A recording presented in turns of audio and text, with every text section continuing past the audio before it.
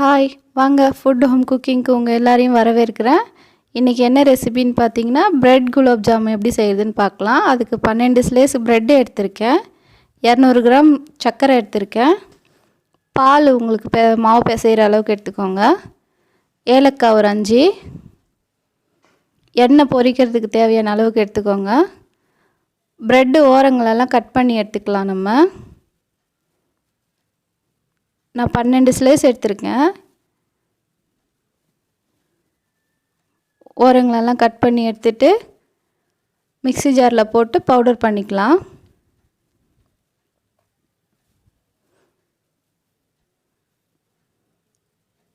ஒரு பாத்திரம் வச்சுக்கோங்க, சர்க்கரை 200 கிராம் சேர்த்துக்கோங்க. அதே டம்ளரில் நான் 2 டம்ளர் தண்ணி ஊற்றுறேன். எனக்கு சுகர் சிரப்பு வந்து கம்மியாக தான் வேணும், அதிகமாக வேணும்னா நீங்கள் அதிகமாக சேர்த்துக்கலாம்.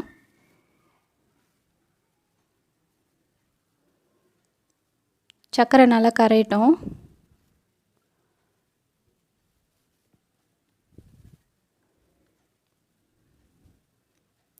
ஏலக்காய் ஒரு 5 ஏலக்காய் நல்லா கட் பண்ணி போட்டுக்கோங்க.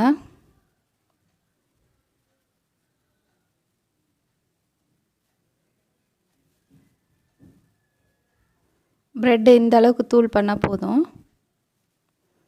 பால் கொஞ்சம் கொஞ்சமாக சேர்த்து பிசைங்க.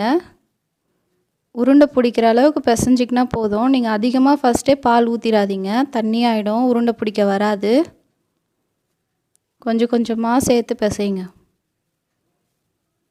நீங்கள் பிசையும் போதே கொஞ்சம் நெய் இருந்தால் நெய் ஆட் பண்ணிக்கோங்க.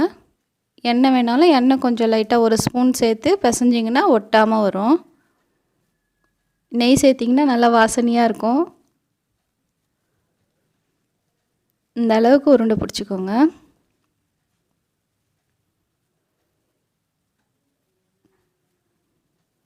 நான் 12 ஸ்லைஸ் ப்ரெட் எடுத்தேன், 20 உருண்டைகள் வந்தது எனக்கு.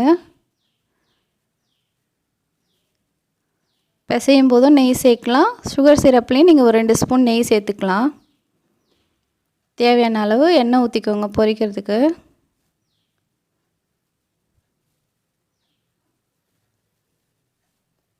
மெதுவாக போடுங்க, ஒரு உருண்டையாக போடுங்க. ரொம்ப எண்ணெய் காய வச்சு போட்டிங்கன்னா மேலே டக்குன்னு தீஞ்ச மாதிரி ஆகிடும். லைட்டாக ஹீட் ஆனவொடனே போடுங்க. உடனே கலர வேணாம், எண்ணெயை வந்து மேலே படுற மாதிரி எடுத்து விடுங்க. எண்ணெயை ஃபஸ்ட் டைமு கொஞ்சம் வெந்தவுடனே உங்களுக்கு திருப்பி விட வாட்டமாக இருக்கும்.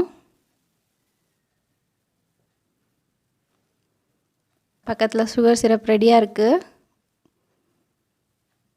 பிசுபிசுப்பு தன்மை வந்தாலே போதும், உங்களுக்கு சுகர் சிரப் ரெடியாக இருக்குது. நிறுத்திடலாம். இப்போ நல்லா டார்க் பொன்னிறமாக நல்லா வறுத்து எடுத்துக்கோங்க.